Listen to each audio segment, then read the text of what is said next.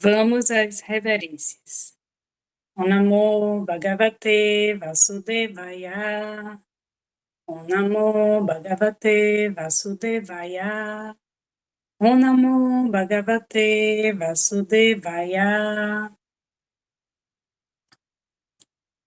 Shrimad Bhagavatam, Canto 1, Capítulo 6. Conversação entre Narada e Vyasadeva. Verso 27.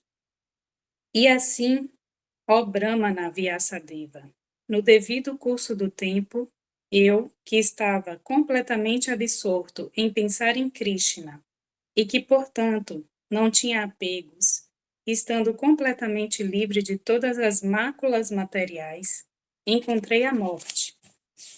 Assim como o relâmpago e a iluminação ocorrem simultaneamente. Verso 28. Tendo recebido um corpo transcendental próprio de um companheiro da personalidade de Deus, abandonei o corpo feito de 5 elementos materiais, e dessa maneira cessaram todos os resultados fruitivos adquiridos do trabalho, karma. Repetindo. Verso 27.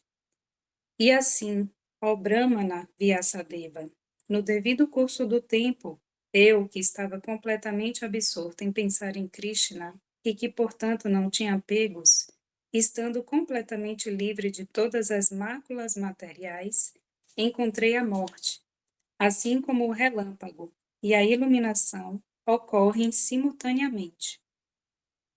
Verso 28.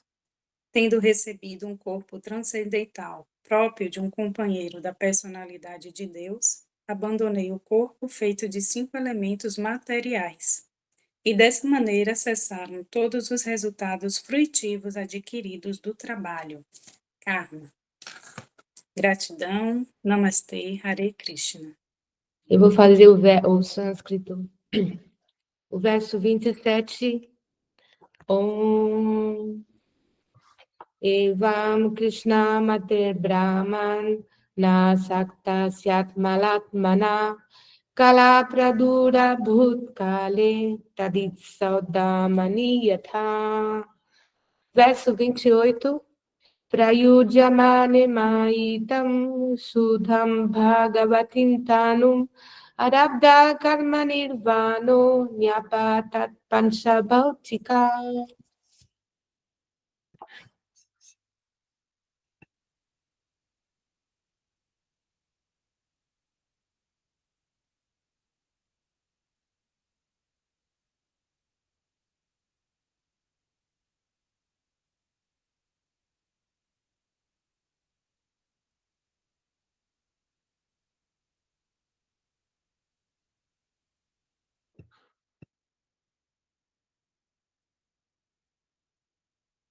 Tá com o microfone fechado.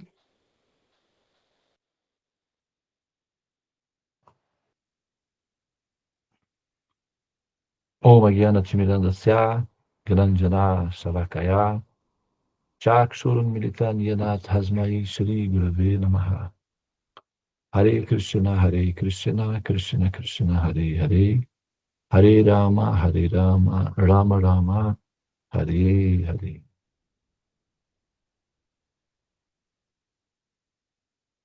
Pai, energia suprema, amor divina, ó Mahamantra, libertador do ser, desperta-me, eleva-me, envolve-me, protege-me. Hare Krishna. Bem,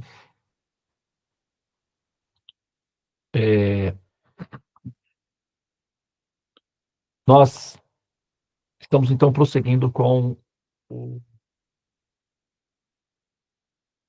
a descrição que Narada está dando sobre o contato dele, né, com o Senhor Supremo, contato dele com Vishnu, tá, o Senhor Vishnu, o Senhor Supremo. Aqui, nesse momento,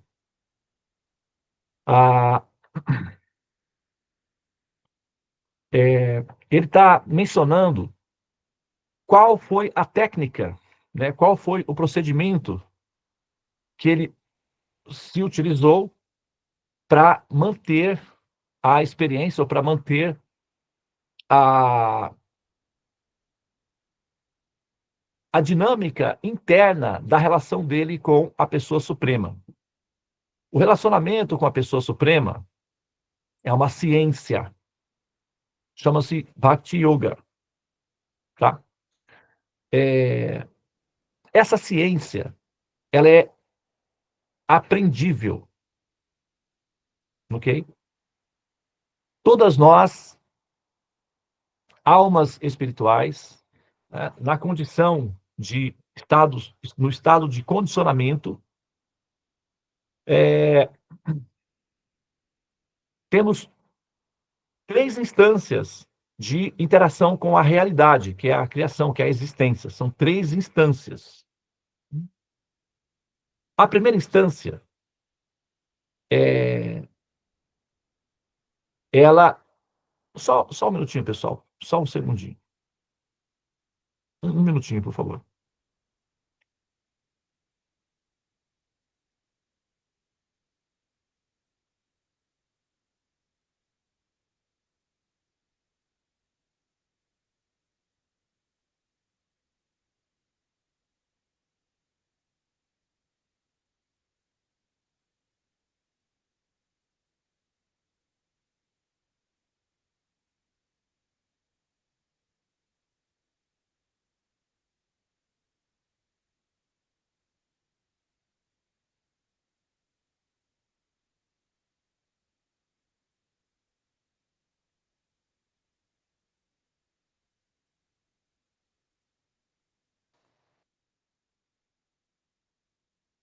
Muito bem, pessoal. Então, prosseguindo, nós temos 3 instâncias, tá? Independente de que alma for. Pode ser seu vizinho, pode ser o presidente Trump, pode ser o Lula, pode ser o Nelson Mandela, pode ser, sabe, o Adolf Hitler, pode ser a sua avó que já faleceu, enfim, todas as almas, todas nós, absolutamente todas nós, passamos por um sistema de osmose, é como decantação. Sabe o que é decantação? Lembra na aula de ciências, lá no colegial, que a gente colocava, né, água suja desse lado, aquecia, e por decantação a água saía do outro lado limpinha. Então, chama-se decantação isso daí, tá? Então, por decantação, nós passamos por esse processo de purificação, tá? A osmose é o fenômeno que ocorre nas plantas, porque a água, ela não vai por gravidade no seu estado líquido, ela não sobe.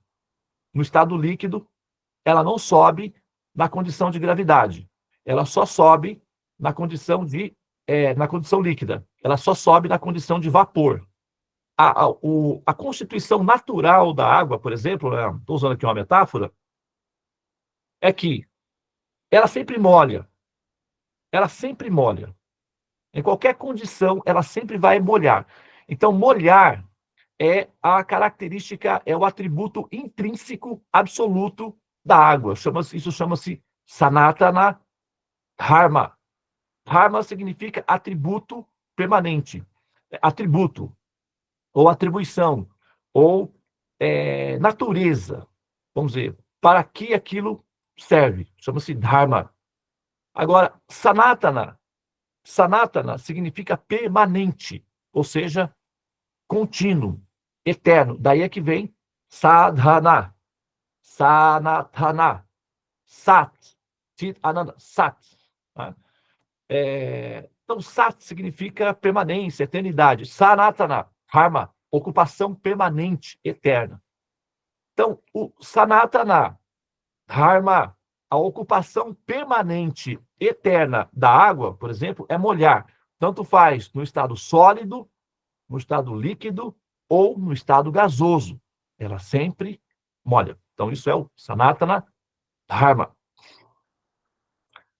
No estado líquido, a água não tem a capacidade de subir por conta da gravidade. Ela só sobe no estado de vapor. Agora, então, como que a água chega da raiz, que fica lá embaixo na terra, até no topo da árvore, da folhinha que fica lá em cima? O processo chama-se osmose, que ela, por capilaridade, ela vai, a água, a planta, ela vai puxando a água para cima, tá? Então, os sistemas de chakras funcionam exatamente como o sistema de capilaridade ou osmose no processo de elevação da consciência. Todas as consciências, elas começam no seu estado primitivo, embrionário, assim como nós temos Muladhara Chakra, que fica lá embaixo. Aí vem o Swadhisthana Chakra, o Manipura Chakra, o Anahata Chakra, o Vishuddha Chakra, o Agya Chakra, daí tem o Sahasrara Chakra, que fica assim. Então, é um sistema de capilaridade, são camadas, e essa consciência ela está sendo puxada para cima através de um mecanismo semelhante ao da osmose que uma planta faz para recolher água da raiz e levar até o topo para alimentar a folhinha lá em cima, tá? Agora, quando a consciência ela é primitiva, ela é embrionária, ela é assim letárgica, se diz que ela está no modo da ignorância ou tamas, ela está em tamaguna. Nessa condição de tamaguna, normalmente a alma condicionada ela é avara, letárgica, orgulhosa e violenta, tá? Então, nessa situação, nessas condições de que geram decomposições, a alma ela experimenta muitas dores e sofrimentos. Por quê? Porque devido ao orgulho, ela não consegue lidar com os demais de maneira pacífica, a não ser que os demais estejam submetidos ao capricho dela. Se os demais não se submeterem ao capricho dela, ela vai então ameaçar, ignorar, desprezar ou atacar com violência. Então, esse procedimento está relacionado com o orgulho. Eventualmente, a violência também envolve. E nesse caso, porque a alma condicionada nessa fase embrionária inferior, ela não consegue superar a sua violência interna com conhecimento, ela o faz pode ser com chantagem, com vitimismo, com ameaça, com truques, com enganos, com trapaças, com, sabe, todo tipo de, sabe, assim, injustiças ou desonestidades. Então, essa alma orgulhosa, ela necessariamente precisará de uma terapia de choque para que ela se liberte do orgulho. E normalmente vem através da dor e das doenças. A dor e as doenças são uma terapia de choque pela qual nós passamos para que nós desistamos de sermos orgulhosas, avaras ou violentas. Por isso, essa terapia de choque existe, para que nós sejamos libertas dessa nossa tendência, porque com essa nossa tendência nós ofendemos, machucamos e prejudicamos outro, sem que isso seja um problema para nós. E essa atitude avara, cruel, insana e ignorante gera sofrimento ao mundo. Então, o mundo, o universo, o algoritmo precisa devolver para essa pessoa um pacote para que ela participe da própria produção de recursos.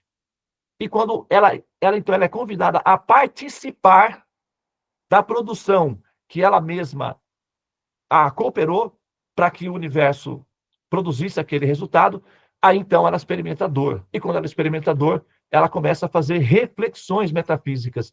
Por que eu tenho que sofrer? Por que o mundo é tão assim?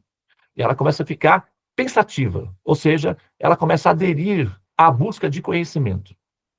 Então, por isso que a dor é o último recurso que o universo utiliza para tirar a alma da condição de violência contra os demais.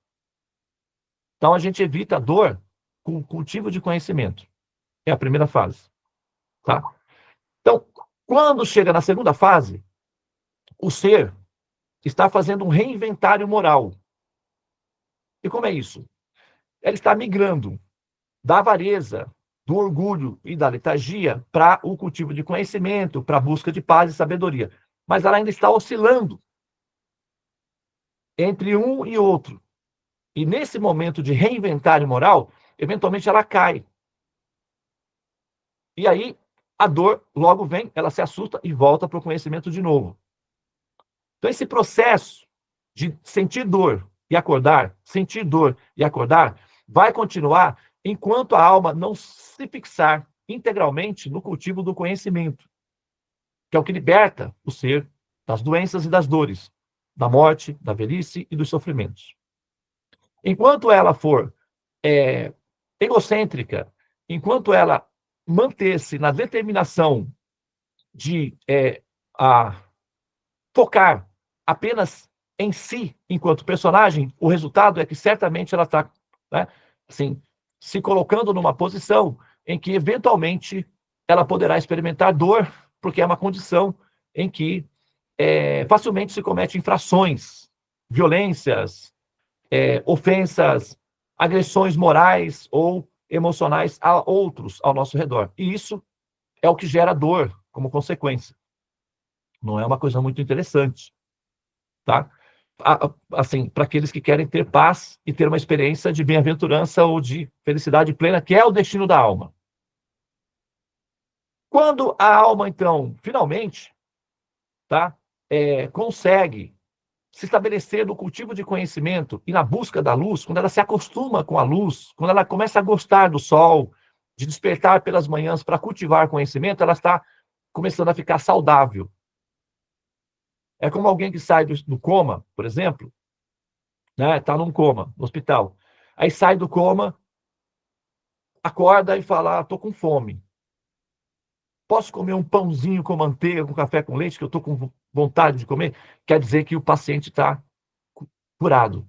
Quando o paciente sente fome, ele pede comida no hospital, os médicos ficam felizes. O paciente está se curando, está numa fase boa de... Então, quando a alma condicionada pede conhecimento, deseja se nutrir de conhecimento, a alma está numa fase avançada de cura, ela está se curando. Enquanto a alma pensa, não sei, talvez, olha, eu estou com muita coisa para fazer, mas eu vou pensar lá no futuro, quer dizer que ela ainda está numa condição de coma e numa condição de risco ainda. Você só vai saber se você está se curando da ignorância quando você gostar, querer conhecimento, mas não meramente por curiosidade, mas por nutrição do ser, por evolução. Isso significa que você está saudável. Significa que você está querendo se alimentar. Então, nessa fase, somente quando chega nessa fase, é que essa condição que está aparecendo aqui no verso é que se torna possível. Então, a partir dessa fase, tá? A possibilidade de que o ser possa vislumbrar ou entrar em contato, ainda que não seja através de um contato direto com a pessoa direta, ainda que ela não tenha condições de reconhecer diretamente a face da pessoa suprema, ela já pode ter contato com a sua refulgência, com a sua presença, de maneira contínua. Uma coisa é você ter a presença do Supremo, ok?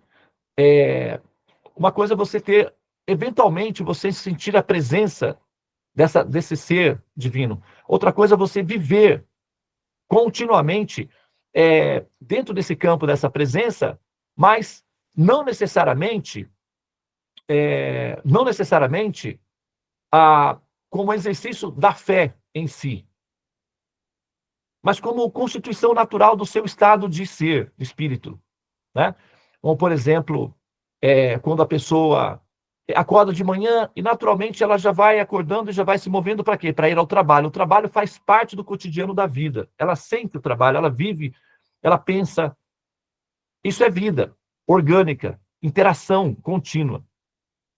Tá? Essa interação contínua com a divindade suprema, ela só é possível quando a pessoa alcança um nível acima dos 2 níveis básicos. Quando ela já superou a violência, quando ela já superou a dúvida da transição e quando ela se estabelece na determinação de a finalizar o curso do processo da evolução humana, que é deparar-se com o resultado final desse curso. E a primeira etapa do resultado final desse curso é que a pessoa tem um contato direto com a pessoa suprema. Só depois que ela, só depois que ela tem esse primeiro contato é que começa a transcendência. Tá? E nessa fase, a pessoa passa a ter esse tipo de comportamento que está sendo descrito aí. Tá? Então, estou fazendo uma descrição geral para que vocês compreendam como é que funciona a ciência da Bhakti Yoga no seu estágio começo, meio e fim. Tá? No começo da Bhakti Yoga, por exemplo, as formigas estão no começo da Bhakti Yoga, sabe, os pássaros, os vermes, os ladrões, os serial killers, os assassinos, sabe? Assim, os animais, as plantas, todos esses seres fazem parte da primeira etapa do processo da Bhakti Yoga. Por que eles fazem parte da primeira etapa? Porque o Sanatana Dharma, a constituição original, permanente, eterna da alma, é a servir. Todas as almas estão servindo. Ah, mas Devananda, a formiga não está servindo. Ela só está interessada, ela está servindo, ela serve ao ecossistema, ela serve à comunidade, ela está servindo. Mas, Devananda, os vermes estão servindo?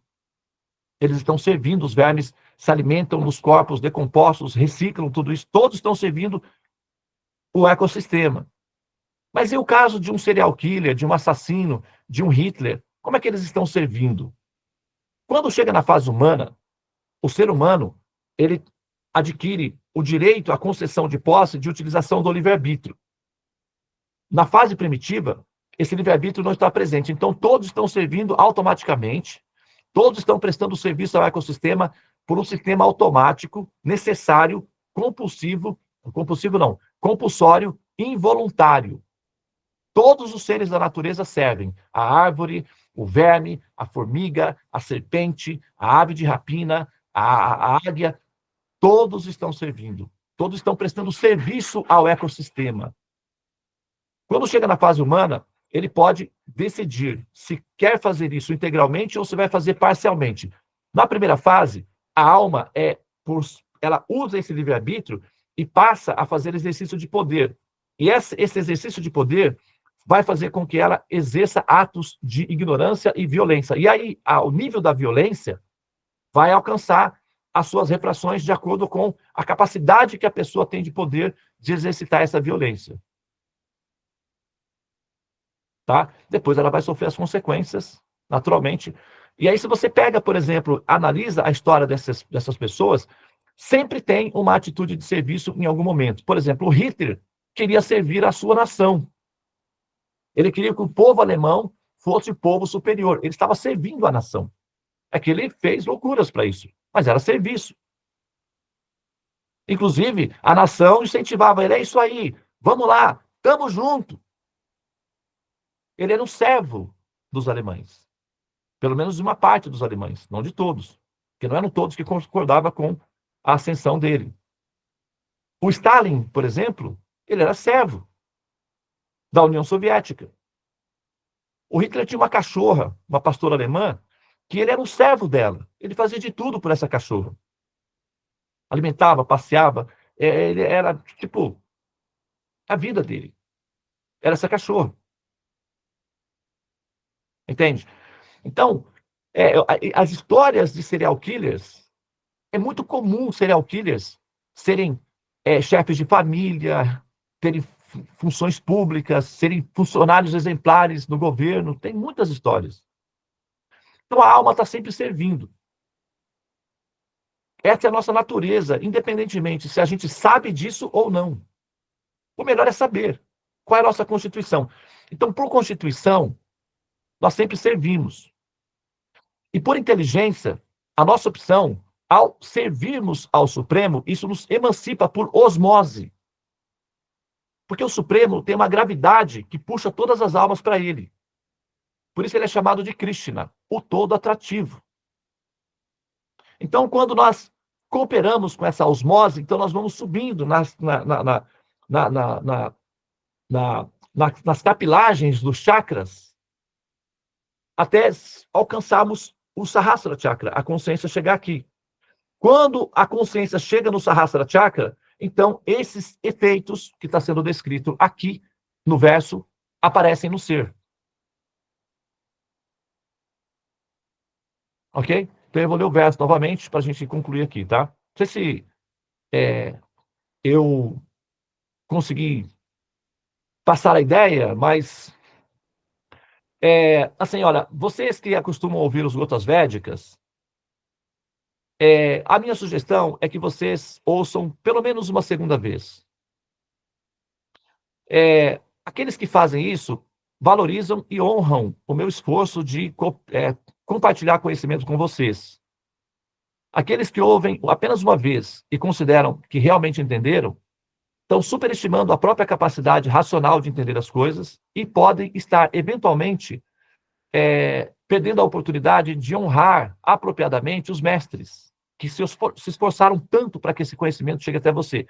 O que, novamente, volta à fase infantil, não é, do ser, de considerar que o mundo está ali para servi-lo, de que o ser é o centro do mundo e que as pessoas não fazem mais que as suas obrigações de oferecer a ela aquilo que ela precisa. Isso é como uma criança em casa, que pensa que os pais estão lá para ela.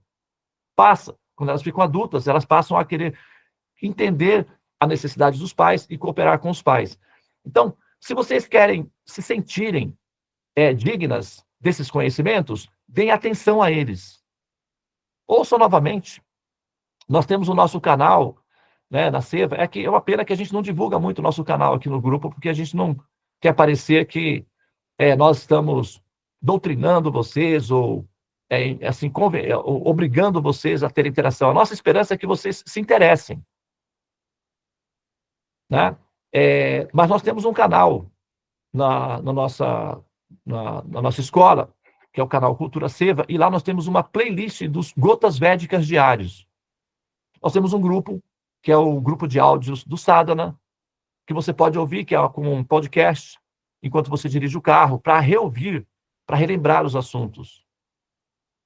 Então, na medida em que você voluntariamente se torna uma pessoa autolimpante, autogestante, interessada em assimilar os conhecimentos, não para alimentar a sua vaidade pessoal, mas para aumentar a sua capacidade de compreensão do Supremo, isso significa que você está ficando saudável.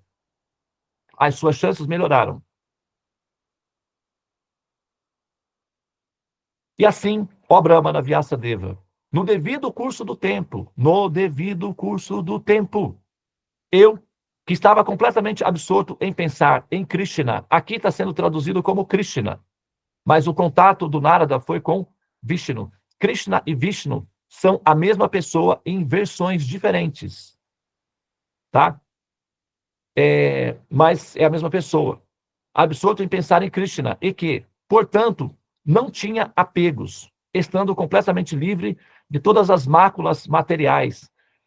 Não ter apegos significa que ele compreendia que tudo pertencia ao Senhor Supremo. Isso é não ter apegos. Não ter apegos não significa necessariamente rejeitar as coisas, porque as coisas não podem ser rejeitadas, já que elas pertencem ao Supremo e elas são para serem utilizadas para servir ao Senhor Supremo. Isso é verdadeiro desapego, porque nós reconhecemos com isso que o direito de propriedade dos objetos existentes são da natureza do Senhor Supremo, ou seja, todas as coisas que existem são propriedades do Senhor Supremo. Então, já que são propriedades do Senhor Supremo, eu não vou declarar que essa propriedade é minha. Nós podemos entender que nós temos a concessão de utilização para o benefício da humanidade, para nós e para o benefício da humanidade. Isso é desapego.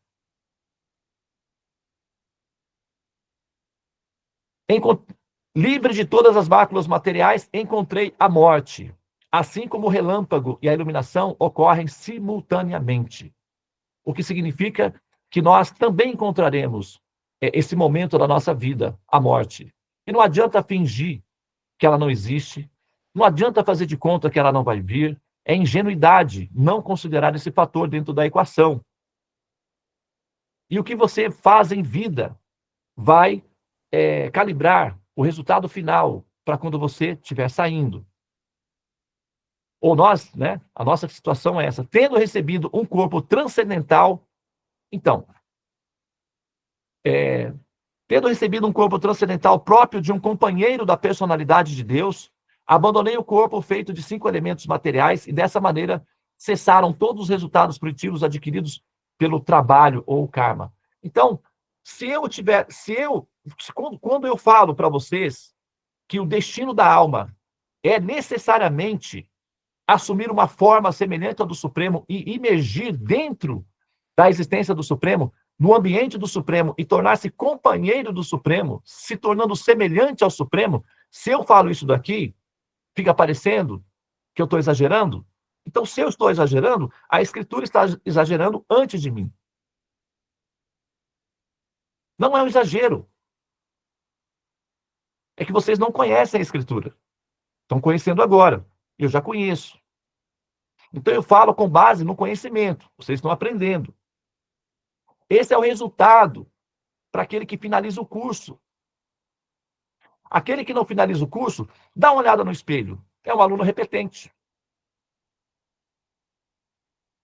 O espelho é o termômetro que indica se você passou no curso ou se você não passou. Porque o espelho vai denunciar um corpo humano. E corpo humano é para alunos repetentes. O verso está dizendo que no momento em que eu abandonei o corpo, estando assim absorto em amor ao Supremo, eu adquiri um corpo transcendental semelhante ao de Deus. E os meus sofrimentos cessaram plenamente. Do renascimento dos corpos humanos do karma, cessou, acabou, over, finish. É para isso que serve a vida humana. Isso não é delírio, não, gente. Se você não sabe por que você está vivendo, por que você vive, por que você está passando na forma humana, isso é ignorância, chama-se avidya. A forma humana é para alcançar esse resultado aí que está sendo descrito. Para isso é que serve a forma humana. Então, planejar renascer entre os parentes, planejar renascer na humanidade para fazer grandes feitos, para fazer atividades piedosas, isso não é a meta para a vida humana. A vida humana é para cultivar conhecimento, sabedoria, amor a Deus e sair dela. É para isso que serve a vida humana. E você tem que entender isso definitivamente. E parar de procrastinar e adiar essa decisão de cultivar conhecimento para depois. Porque esse depois você não tem. É preciso amar as pessoas como se não houvesse amanhã. Que pessoas? O Senhor Supremo, a pessoa suprema, é uma pessoa também. Por que não essa pessoa? Porque eu não consigo devagar. E por que você não consegue? Falta conhecimento. Por causa disso. Interesse-se. E você vai conseguir. É preciso amar as pessoas como se não houvesse amanhã. Porque se você parar para pensar, que garantia você tem de que você vai ter o amanhã? Que garantia você tem de que você se deita na cama e acorda amanhã? O seu rico dinheirinho que você guardou no banco, metade dele fica para o governo, que vão fazer corrupção com ele. Não sei se vocês já ouviram falar em políticos corruptos. Não tem mais isso daí. Antigamente tinha, né? Agora está acabando. Mas eles ficam com metade do seu dinheiro. Todo o seu esforço, toda a sua luta para preservar, fica para o governo. Metade. Olha que coisa linda.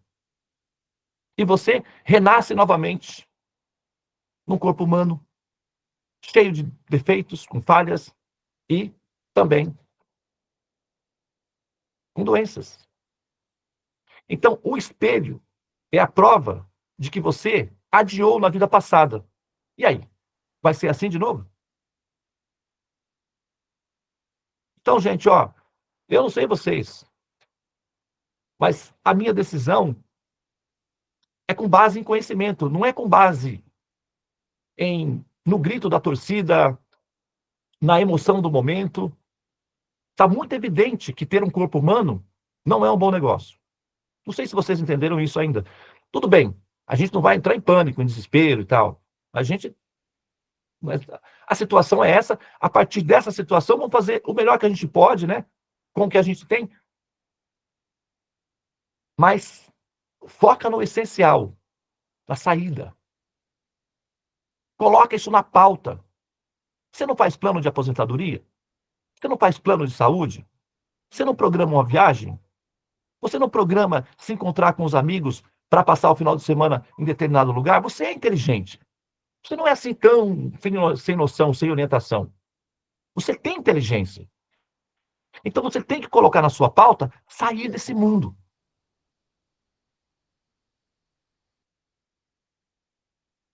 É isso. Eu não sei se eu estou exagerando na minha observação, mas eu acho que não estou, não. Qualquer pessoa sóbria, qualquer mestre sóbrio, qualquer mestre verdadeiro, autêntico, verdadeiro, vai falar isso para você. Se ele não falar, é porque ou ele não sabe, então ele também não, né, não sabe exatamente o que está fazendo, ou ele está te trapaceando, porque talvez ele queira alguma coisa de você, dinheiro, adoração, bajulação, sei lá, o que mais ele pode querer. Qualquer mestre verdadeiro, autêntico, sóbrio, vai falar exatamente isso para você, como está sendo falado nas escrituras aí, no Srimad Bhagavatam, ok? Muito bem. Então, eu vou pausar aqui agora. Obrigado pela atenção. Namastê. Hare Krishna, Hare Krishna, Krishna Krishna, Hare Hare. Hare Rama, Hare Rama, Rama Rama, Hare Hare. Ó energia suprema, amor, divina, ó Mahamantra, libertador do ser, desperta-me, eleva-me, envolve-me, protege-me. Hare Om Shanti, Namastê, Om Tat Sat, Hare Krishna.